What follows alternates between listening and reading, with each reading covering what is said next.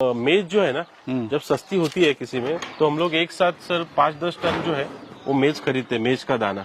ये हाइट पे रखने से जो इनका जो मैन्योर है, जो इसकी मेंगनी है या उसका यूरिन है, वो अपने आप नीचे आता है। हमारे पास जो बकरी है, हमारे पास 1 लाख से लेके 15 लाख रुपए तक की बकरी है। साउथ अफ्रीका से बच्चे हैं, उनके भी। ये है दुर्गा, ये जो है बकरी 15 लाख रुपए की है।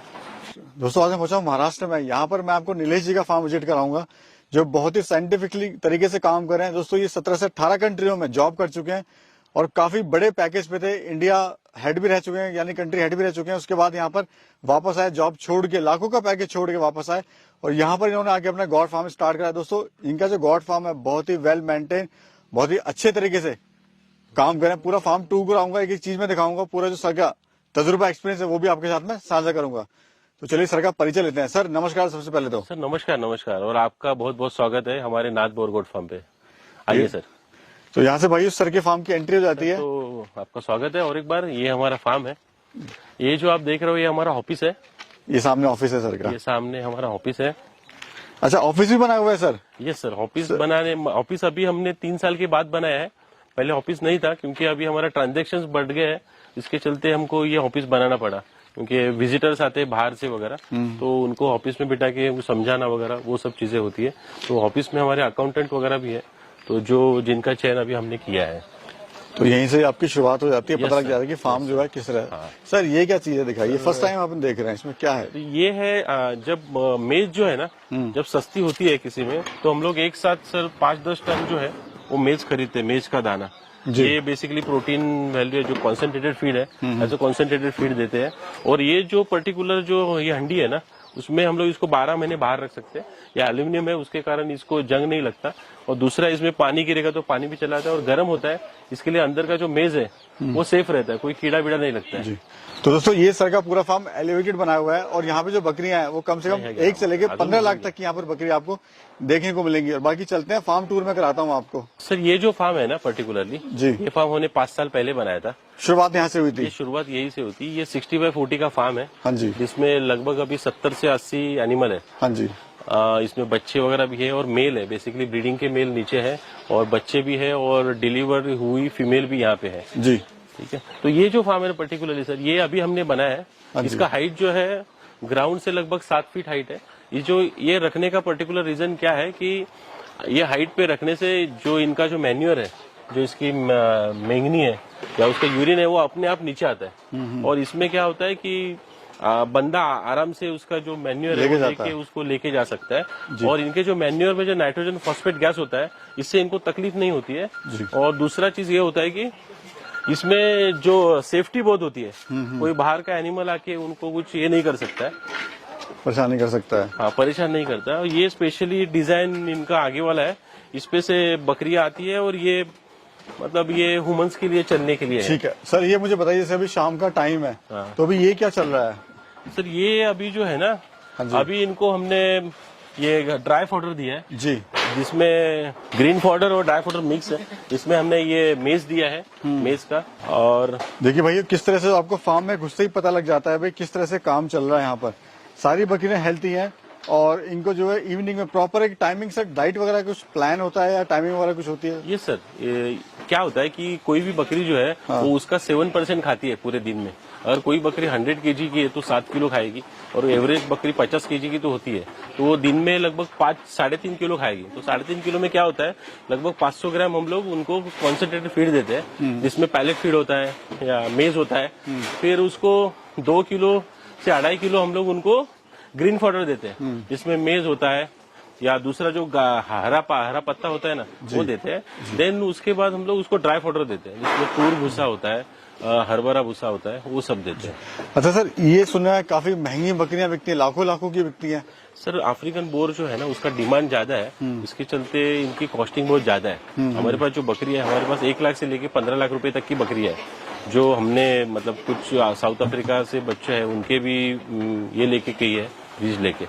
चलिए पहले 15 लाख की देखेंगे, फिर आपसे सवाल जवाब करेंगे आगे। श्योर सर, आइए सर आइए। तो देखिए भाई, खाना वाना खा के जो है बकरियां अपना आराम से बैठ गई यहाँ पर। ये है दुर्गा, ये जो है बकरी 15 लाख रुपए की है, जो जिसकी क्वालिटी आप देख सकते हो। बेसिकली इनकी क्वालिटी मतलब इनके किसी भी क्लाइमेट में ये रहती है, 0 से मतलब -30 डिग्री टेम्परेचर में भी रहती है और 60+ टेम्परेचर में ऑस्ट्रेलिया में भी मिलती है। इम्यूनिटी पावर बहुत अच्छी है। इनका वेट गेन बहुत अच्छा होता है। एक मेल का जो वेट है वो साल में 100 से 120 केजी जाता है और एक फीमेल का वेट जो है साल में 70 से 80 केजी जाता है।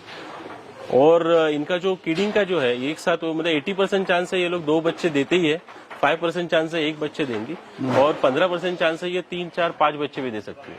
अच्छा सर, लोग कहते हैं ये माल का मीट तो इतना बिकता ही नहीं है महंगा, मीट तो 600, 700, 800, 900 तक बिकता है, लेकिन ये इतना महंगा कहाँ बिक रहा है?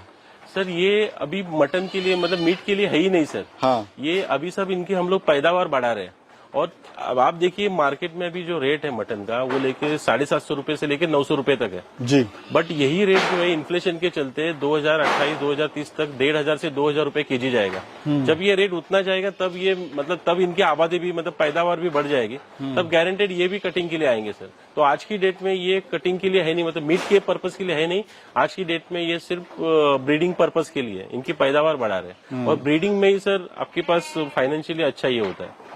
अच्छा सर, वेट गेन किस हिसाब से करती है? मतलब जो एक दिन का बच्चा होता है इसका वो कितना वेट का होता है और 3 महीने 6 महीने बाद कितना वजन का हो जाता है वो? जनरली सर वेट गेन जो है ना हमारी मैनेजमेंट पे डिपेंड रहती है जी। हम जो प्रेग्नेंट फीमेल है अगर उसको जब प्रेग्नेंट होगी 4-5वें महीने में उनको अच्छा खाना खिलाएंगे तो जो बच्चा आएगा वो अच्छा वेट से आएगा और जो बच्चा है ना उसका जो बर्थ वेट है उस पे ही उसका फ्यूचर डिपेंड होता है। जैसे कोई बच्चा 0 से 2 केजी हो तो उसको आप कितना भी खाना खिलाओ उसका वेट गेन होगा ही नहीं, तो उस बच्चे को आपको 3, 4, 6 महीने में बेचना ही पड़ेगा। दूसरा है 2 केजी से 4 केजी का जो बच्चा होगा ना वो कैसे भी करके साल में 60-70 केजी जाएगा ही जाएगा। ये मतलब बोर का बोल रहा हूँ, बट अपना लोकल जो बच्चा है वो 40-50 मतलब 20 से 30 केजी जाएगा और 4 केजी के ऊपर का जो बच्चा होता है वो ब्रीडर होता है, उसका वेट गेन गारंटेड अच्छा होगा। तो ये सब करने के लिए आपको बच्चा जब छोटा होता है तभी आपको उसको माँ को दूध अच्छा मिले और 21 दिन के बाद वो जब पैलेट फीड वगैरह खाने लगे तो उसको पैलेट फीड खाना मिले, मिल्क मिले। तो इसके लिए आपको जो उसकी मदर है उसको अच्छा खाना खिलाना पड़ेगा और बच्चे को भी 3 महीने तक अच्छा खाना, क्योंकि 3 महीने तक जो उसका ग्रोथ होता है वही इम्पोर्टेंट ग्रोथ है जी। अच्छा सर, जैसे आप विदेश में भी थे, आप कंट्री हेड भी रह चुके हैं, तो आपकी सैलरी जाहिर सी बात है लाखों में होगी? श्योर सर, वो 3 लाख से ऊपर थी मैं जब कंट्री हेड था। हाँ जी। और अभी कितना कमा लेते हैं आप? सर अभी सर मतलब शुरू में तो हमने बहुत स्ट्रगल किया है और अभी 4-5 साल के बाद हमारा जो टर्नओवर है मोर देन 1 करोड़ है सर। और आपका जो फ्यूचर प्लान है वो भी सर काफी ज्यादा एक हाई लेवल का फ्यूचर प्लान है आपका? हाई लेवल का ऐसे नहीं है सर, बट क्या है कि अगर मैं गोट फार्मिंग कर रहा हूँ ना तो मुझे गोट फार्मिंग में डाइवर्सिफिकेशन करना है। जैसे मैंने सर पहले मैं करता था कि जैसे ऑपरेशंस भी हैंडल मैं करता था, बकरियों का ख्याल भी रखना मैं करता था, मार्केटिंग मैं करता था, सेल्स मैं करता था, अकाउंट मैं संभालता था। तो अभी 4-4.5 साल होने के बाद हमने ऐसा किया कि मेरे जो जॉब है वो डेलीकेट करते हैं जी। तो मतलब ऑपरेशंस हैंडल करने के लिए अलग से टीम है जी। देन दूसरे मार्केटिंग करने के लिए एक टीम वो है, अलग, तो मैं सिर्फ मार्केटिंग और सेल्स में ज्यादा ये करता हूँ। ऑपरेशंस के लिए सेपरेट टीम है जो ये संभालते हैं। तो बिजनेस आगे बढ़ाने का ये है सर कि हमने अभी ट्रेनिंग चालू की है गोट फार्मिंग में और उसके बाद हम लोग फॉडर बनाने वाले हैं खुद का। और तीसरा जो चांस है कि हमारा जो एनिमल है 2000 से 5000 एनिमल जब हो जाएंगे तो हमको स्लॉटर हाउस खोलना है, जो हमारा बहुत बड़ा प्लान है आगे जाके। सर कैसे कुछ जुड़ सकता है आपके साथ में, बताइए?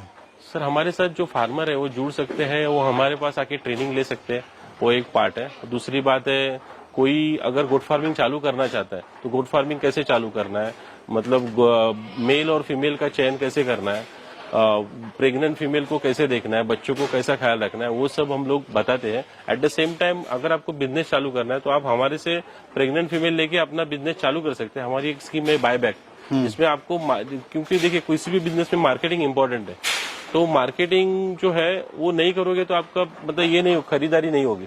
तो हमारा एक स्कीम है जिसमें आप सिर्फ बकरियां पालो, उसके जो बच्चे हैं उसका फिक्स अमाउंट से हम लोग खरीदते हैं। तो बायबैक स्कीम ये है। फिर उसके बाद हम लोग मतलब उसी तरह से वो जो फार्मर है किसान भाई हमारे से जुड़ सकते हैं जी।